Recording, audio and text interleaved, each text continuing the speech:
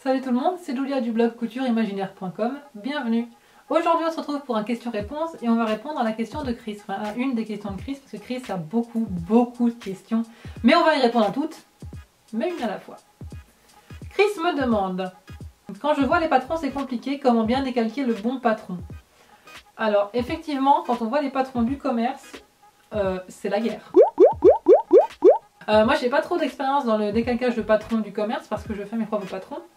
Mais ce que je peux vous donner comme petite astuce, nous ce qu'on fait en fait quand on fait un patron, donc on a des patrons de base qui sont déjà faits à notre taille, aux tailles des clientes ou à n'importe quelle taille. On utilise un papier qu'on va poser par-dessus, on va décalquer ce patron de base et à partir de ce décalque, on va commencer à travailler, à faire ce qu'on appelle un développement. Donc effacer des lignes, retracer, déplacer des pinces, changer des longueurs, des volumes. Donc pour ça, vous avez le papier à patron. Moi je me sers de ce papier à patron en fait pour décalquer mes patrons de base et pour faire mes nouveaux patrons. Est-ce que c'est clair? J'espère.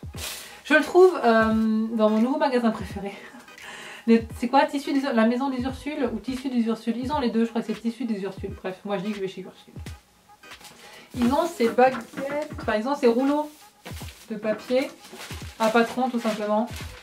Vers les caisses, je crois que c'est, je sais plus le prix mais c'est quelques euros. J'espère que je ne dis pas une bêtise. Je crois que c'est quelques euros et en fait c'est un espèce de papier de soie. Vous avez une face mat et l'autre côté qui est un petit peu plus brillante. C'est pas hyper important mais je vous le montre comme je l'ai là. Et comme c'est au rouleau, vous pouvez prendre ce que vous avez besoin et faire votre réglage. Donc moi je te conseille d'utiliser un papier comme ça. Prends ton papier, tu le déroules, tu le mets sur ton patron de base, on va dire ton patron Bourda, on va dire, je dis Bourda mais ça peut être n'importe qui.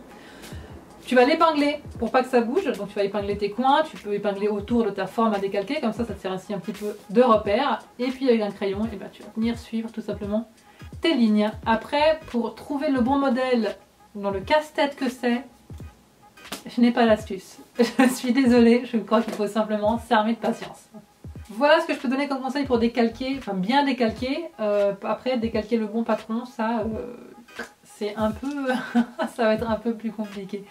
Il faut juste chercher, il faut regarder par rapport au repère, au numéro du patron, la couleur de la ligne. Et je sais que ça peut être très compliqué. Mais voilà, l'avantage de savoir faire ses patrons, c'est que tu n'as pas à t'embêter avec ça. Donc peut-être que je vous ferai des cours pour développer vos patrons, je sais pas, si ça vous intéresse, c'est une idée comme ça. Voilà. C'est envisageable que je vous apprenne à faire vos propres patrons. J'espère néanmoins avoir répondu à ta première question, je sais qu'il y en a plein d'autres et je vais y répondre aussi. Mais une chose à la fois, ok? Alors bon décalcage, bon courage et on se retrouve très vite pour une prochaine question. Ciao! Si vous aussi vous avez des questions, n'oubliez pas de les poser sous la vidéo prévue à cet effet. Chaque semaine en fait je réponds à une de vos questions. Donc voilà, si vous avez des questions, posez-les.